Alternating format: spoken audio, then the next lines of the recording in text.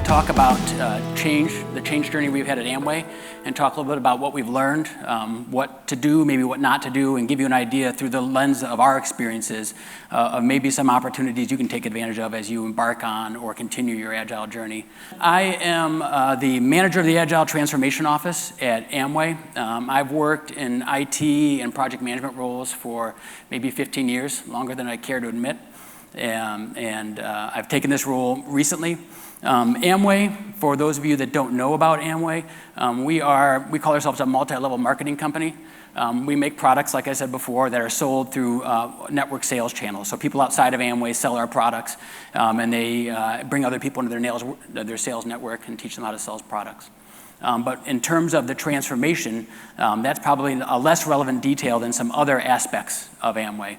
And I'm going to rattle those off, and then as we start to talk about our transformation journey, you can maybe relate back and tie those back into some of the positives that we've been able to take advantage of and some of the impediments that we continue to struggle with. Amway is a long-running company, long-standing. We celebrated our 60th anniversary this year. We are fortunate in that we have a deep set of values that have stood the test of time.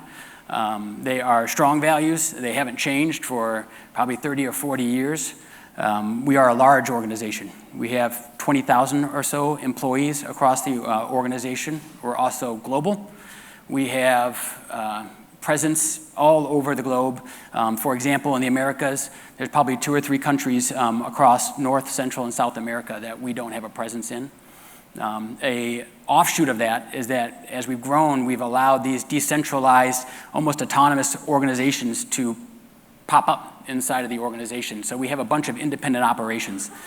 So for example, our Brazil organization runs entirely independent from the North America organization. And finally, as you can imagine, when you have all those disparate operations, we have a legacy of procedural and technical debt that we're vying with, and it runs the gamut.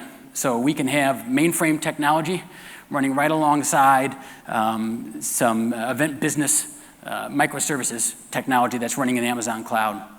And then as you can see up above here, behind me, we've also got some Agile facets to our organization. We've been doing our Agile journey for multiple years. I think we're finally at the point of being about 5 years in where we realize how little we actually know about this, which is, it could be daunting, but for us, it's kind of revealing itself as an opportunity, a set of opportunities to understand that, no, we don't know it all, and there's just so much that we can do and take advantage of to propel our organization forward. This is a little bit of a misnomer. We don't have 100 teams inside of Amway, but we certainly have 100 Agile teams that we interface with. So we have consultants, external firms, teams all across the globe. And as the manager of the Agile Transformation Office, it gives me heart palpitations to know that these teams are being formed every single day and we're not exactly aware of where they're coming from, right? So there's still an opportunity for us to gain better visibility in how the Agile practice is growing. But the good news is it's growing substantially. And then we have a set of coaches too. We've got a strong coaching team. They were formed this year. I would say maybe about 80% of them come with a strong base of knowledge in Agile, and maybe 50% of them have decades of experience in that space. So that's kind of the scorecard that we have for Amway, and I'm going to use it as a launching off point to start to talk about our change journey. I'm going to focus first on our timeline at a high level and kind of break it down into some segments, and then I'm going to pivot and start to talk about what we've experienced in our current phase, both what's going well and what we can stand to improve upon. And I just want to pause for a moment. I'm killing it on the clicker. I don't know if you guys have noticed, but I feel like that's like a gold medal award. Yeah, there we go. That's the applause line item. I've got a few things I'm showing you here in this visual. The first is obviously a timeline, and there's some phases that I put in there to kind of make it more coherent. And the second's a bit of a heat map. So those colors there represent maybe the intensity or interest level that we've had inside of Amway. And that's in the form of investment or just in the form of interest that we've had around it. So as I mentioned previously on the slide prior to this, our journey is about 5 years in the making. We started, obviously, in 2014 in what I've called an experimental phase. It's probably the best way you could hopefully start an Agile transformation. We said, hey, we're going to make a considerable investment and take a really focused team and insulate them and allow them to try these Agile practices and see where they go. We were wise enough to bring in a strategic partner to help us coach it up, to start to talk a little bit about what a consistent framework would look like for those teams, but also to give them the opportunity to take it where they needed to. This was largely IT focused. There was certainly business relationships, but we were really heavily emphasizing what I would call the delivery team layer. That went reasonably well, right? And so we did the thing that we normally do at Amway when something successful happens in a very limited engagement, and we took like a nice little controlled fire and poured a bunch of gasoline on top of it and said, hey, let's spread this everywhere across the organization. And we probably got our mouths to be a little bit bigger than, our eyes got to be a little bit bigger than our mouths. And we made a much bigger investment and got real pie-in-the-sky visions of how to affect the change at the team levels. But sadly, what we missed was how to affect the change at the organizational levels. So it was really a byproduct of a few individuals that were deeply invested in Agile as a business strategy and trying to propel it forward. But what we were missing sight of was some of the resistors or maybe the obstructors that were waiting in the sidelines, and then the lack of a coherent strategy set across the organization. So we definitely had success there. We rolled out product ownership practice, established product ownership teams inside of the business, and started to bring some balance to our teams. The teams were able to refine our framework for the delivery team layer and start to plant some seeds around the portfolio team layer, and make some really great progress there. But when you have an organization like Amway that likes to restructure maybe every 6 months or so, and you have a transformation that's built on a few people and their names rather than some key roles, or a larger structure for transformation, if one of those people gets pulled out, it can wreak havoc. And that's what had happened here. A few individuals were restructured in other parts of the organization. And when that happened, we lost a lot of momentum. As you can see there in the back end of that unattended section, which I call Agile in the Wilderness, we really just started to dissipate. Certainly from a larger layer. A lot of the people that were very resistant or maybe even antagonistic to the idea of Agile started to set in on Agile as a concept, and we reduced our investments in that to nearly zero. The coaches that we had established in working with leading Agile, our internal coaches, got reorganized to other parts of the organization, because again, that's like what Amway loves to do.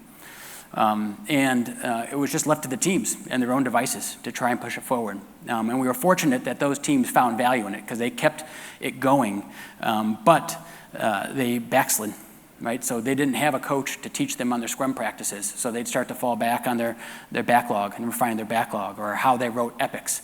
And while they continued to believe in Agile, they started to bump into some very serious issues with Agile. And that brings us to the most current phase here, which I called owning. That really was the point when we realized at Amway that we needed to own our own journey and kind of call it our own and make it our own cause. And I'm going to focus in on that. In this phase, we started to really see that it was inherent that we get people that had a role to support it, and that we make some tacit investments, not just in dollars, but in terms of putting our skin in the game, our own personal stake in the game. And that's what's happened. As you can see, we've had some positive momentum that we've established. The first is that taking internal ownership. So that started this year with the Agile Transformation Office, the first of its kind. We formed that this year with formally listing out roles of Agile coaches and staffing it up. Along with that came a framework that we're going to use across the globe, a four-tiered governance model, or a scaled Agile framework that we have. Not SAFE, but what we would call scaled Agile framework, and build on that. So we made that investment from the highest levels of the organization, which is huge. When they say, it's time to actually start calling people coaches and staffing for them and making big investments to bring those partners back in, that's a real indication of the fact that Agile really needs to matter for the organization. And to me, it was a positive indication or a positive response to that kind of gray Agile in the Wilderness area that we'd encountered. So inside of that, we've started with the Agile Transformation Office team to build what I've called clear transformation mechanisms here. And by that, I mean the practices and the frameworks that we have in place to drive the transformation so that we can be intentional about it. We had not really, back in the phase where we poured gasoline on Agile, we had not really looked and said, hey, what's it going to take to drive the system of transformation in the organization? So over the past year or so, we made remarkable progress. In that structures place or in the systems place that Julianne talked about before, we have got a transformation leadership team. So that is a cross-functional team of all the areas that we're engaging with on Agile expeditions. And we meet on a weekly basis to talk about what sort of major impediments we have to make sure that all participants are driving and pushing that forward. We have a executive sponsor for our Agile transformation, which is also a huge indication and leap forward in terms of establishing Agile as a relevant part of our core strategy at Amway. We've also started to put in change management mechanisms, so awareness campaigns and various guilds or groups that will allow us to bring those practitioners together and drive forward the practice, built on top of the base camp evaluation model, so that we can make sure that we're staying with teams and avoiding any sort of backslide that might occur and that we experienced when we, prior to this phase, had left Agile kind of do its own devices. And then finally, Agile, as I stated before, we have an executive sponsor. It's become a strategic priority across the organization. I'm going to touch on this one a little bit later on because I don't feel like our work is complete there. But I do think it's very important if you're taking an Agile transformation forward. It's probably the most important thing that you have the banner set down in the ground by a leader that's prominent inside the organization so that we know that Agile as a strategy, I call it Agile as a product, is something that we need to build and refine inside the organization. And so we certainly have that. Agility is on the lips of all the executives inside the organization, and they are definitely trying to push us for ways to become quicker at delivering value. But it's not all rainbows and unicorns. I don't have a rainbow and unicorn slide either. We certainly have our share of impediments, and I think it was Stefan earlier that talked about that they go through their phases of Agile and kind of find out that they're not fully complete and that there's more Agile to go. So, we get to realizing or thinking that maybe we're full Agile, and we realize, nope, we're actually half Agile. Our point of view or perspective on this is that Agile is absolutely a journey, and you're always going to be growing. It's the wonderful opportunity I talked about before with Agile. We can see all the areas where we're deficient inside the organization and understand that we can continue to grow that. And that's the whole continuous improvement approach. So we approach these impediments as opportunities, again, to move the organization forward.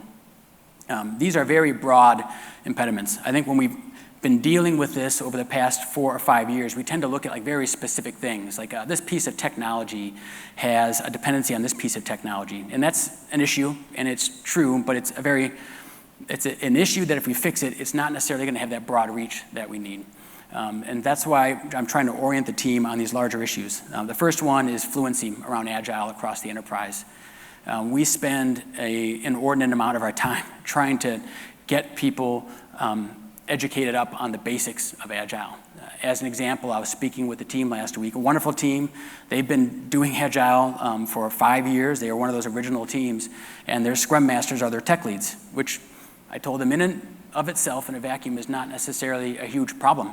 But the fact that you guys are backsliding and that your retrospectives aren't even occurring is an indication that maybe that's not the right way to approach things, right? I find that I have this ongoing education where I have to continue to explain to them, here's the basics of an Agile team. You need a Scrum Master, a product owner. And that not only takes a lot of momentum out of our Agile transformation, it also allows confusion to arise inside the organization. And for me, it's an indicator of a lack of investment from some of these key stakeholders that are volunteering to go on an Agile expedition to grow their maturity, but aren't necessarily investing themselves on doing it. Building on top of that, we have legacy mindset and practices. So there's a lot of individuals that are kind of hold on to the way that we've always done things, not necessarily because they're better, but just because it's the way we've always done things. being an organization of 20,000 that's built with a lot of disparate silos, it can be really difficult to overcome those hurdles of someone saying, well, that's the way we've always done it. And that kind of carries over into practices that we have. So we're looking at hiring practices and how to educate people on how to hire for the sort of characteristics that you find for agile teams. I had a manager, it was sad and funny at the same time. All of our managers sitting in a huddle for one of our business units, and they came over to me and said, hey, Tom, I hired a Scrum Master, and I need you to help me coach them. I said, that's great. And they said, they don't know anything about Agile and never been a Scrum Master. And another manager wheeled back and said, what the heck are you doing, right? So we've got to work on that. Performance management would be another area when we look at a broad vision of how to affect driving Agile forward. We're not compensating teams for delivering outcomes. And even worse, we're not compensating them for delivering values. We're compensating them for completing a project on a deadline that has a piece of software. So hooray, we delivered our ERP software for a market that's unprofitable, but that's not necessarily going to help one of our customers or ABOs grow. And so we're looking at the large-scale approach for how we're going to overcome that and change the language around that. And finally, building on top of both of these, I've got Agile as a priority over Agile. As I've been watching and reading materials about Agile, I've seen a trend recently, probably in the last 6 months, about this concept of fake Agile. And it's a very real issue. I talked about the affliction of being short earlier. This is a real affliction for Agile. We have situations arising built on this idea of, hey, there's a way we've always done things, and this idea of, well, I know about Agile, that kind of allow these Agile practices to get into place that create more harm than good. So as an example, we went to one of our markets, and we were speaking with them about Agile, and the leadership was saying, wonderful leadership, they were engaged, and they were saying all the right things. Hey, we're Agile, we're fast. Well, that's red flag number one for me. I think someone said before, it's not about going from 18 months to 6 months, right? It's not just about fast. It's about delivering value, and then I always like to make the points about being able to prove that you can repeat that value and have it predictably go out the door. But this individual was saying, hey, we're really, really fast. It's wonderful, we're Agile, we're all good, we're covered. And by the way, if you could help me hire a bunch of staff, that would be great. So convince our market leaders to let me hire some more staff. And so that's not really what Agile does. And I started to talk to this person's team, and they said, yeah, we do deliver in sprints. We had our last sprint. It was supposed to be 6 weeks. We haven't closed it. We're at like 7 weeks now. We're keeping it wide open, right? And I talked to another individual when we were out for dinner, and I asked him how things were going. And he said, yeah, we work pretty long hours. And I said, well, what do you mean? And he said, well, I'm going to go in the office after this at 11 o'clock and spend all night working to deliver some software. So they have a lot of heroics. I think that we noted that before, a lot of heroics to push that out the door. And people mistake that as being Agile, right? A very small amount of people laboring like a poor Sherpa with a big load on their back to get this load over the mountain. And that's a major impediment for us. We want to prove that Agile, real Agile, is about delivering value fast, yes, but also predictably on a reoccurring basis in a way that doesn't damage the teams. So these are the impediments that we're looking to overcome right now and we're focused on. And so we've got a multitude of approaches that we're taking to address those as well as larger issues that we have. The first I call external conditions. There's maybe a lot of names for that. We had been calling it leadership training for a while. Our Agile Transformation Office and our coaching framework is structured around a few pillars. We've got one that's called portfolio and system of delivery. If you're unfamiliar with those terms, I'm going to do them a disservice and grossly oversimplify them as calling them Scrum. We have advanced product management, and we have technical craftsmanship, which is known as DevOps, which is great. The encapsulated team has dedicated coaches to help them on the skills that they have. But there's a bunch of stuff that happens outside of the team. A very key example would be our very first week of our curriculum, we have an outcome we're focused on called forming the team. So we go form the team. You're the product owner. You're the Scrum Master. We don't work closely with the managers to tell them, hey, you now have an autonomous, independent team, and here's how you empower them. So we form these teams, and then managers come along and say, I don't know why you're talking to my team member. You come talk to me. And then I go tell them what to do. No. That's not how we're supposed to work in Agile. As I mentioned before, performance management. How do we drive performance? That's another factor external to the team. So we are starting the early stages of building out this fourth leg of what was once a stool and now I'll call a chair or a table, which I call external conditions. to start to clarify and coincide with the rest of our coaching when we're standing up these teams or helping them in a targeted coaching area, so that stakeholders outside of them, inside of sales or other functional areas, or their own leadership or their leadership's leadership, are aware of how they need to change their behaviors to be able to allow these teams to thrive. The second is pretty straightforward: continuous improvement of the Agile Transformation Office. Julian talked about systems, practices, and culture, and how you kind of work through systems and practices to get to culture. And we are firm believers of that. We continued to have debates going on through the early part of this year, but we've come to recognize that you really have to allow the teams to change their behaviors before you can get them to change their mindset, or what I would call their posture towards Agile. So with this Agile Transformation Office, we spend a large portion of time. We have our own practices of daily huddles, the TLT, as I mentioned, executive leadership teams, where we talk about what's the next thing we need to focus on our teams. And we're trying to make ourselves an Agile delivery team as much as you possibly can when the value that you're delivering, the product that you're delivering, is not software. So we have a backlog. We track against that backlog. It's inside of Jira. It's full of epics, and that's married to a visual management system board, or kind of like a Kanban board with a bunch of stickies that we're moving along. And they're helping us try and push forward that next best thing that's going to help us continue our Agile growth. And then finally, this one, probably pretty straightforward. I would hope that everybody recognizes the need for this. It says a C-level engagement plan to clarify the priorities of the transformation. That's true. It's a key stakeholder plan, but for me, the emphasis is on hitting that C-level. We have a leadership team, as I mentioned before, that states that business agility is a goal, and they really believe it. But I don't know if they necessarily know exactly what that means, right? So they'll say, hey, we need to be faster. But they don't necessarily know what work goes behind the scenes. So when we were forming the Agile Transformation Office and looking at partnering with Leading Agile and making the investment to do that, the COO of the company, a very brilliant person, asked our executive sponsor, well, why do we have to pay any money? Don't the teams just make themselves agile? And we need to overcome that. It's not that person's fault. It's because we're missing that framework to help educate them that, no, you need to make a deep personal investment if you're going to drive this forward. And this needs to happen at all parts of the organization that can influence it. We're very fortunate to have some key partnerships in business units that we're working with closely. And they've demonstrated for me what I call the gold standard for how you make this investment. So their leadership teams sit down and pore over the documents. They're able to answer any questions that their teams have about why the framework is structured the way it is and why it's important and how to drive it forward. And as a byproduct of that, we've seen their teams stay more invested, continue to maintain the belief, and continue to grow on their Agile journey.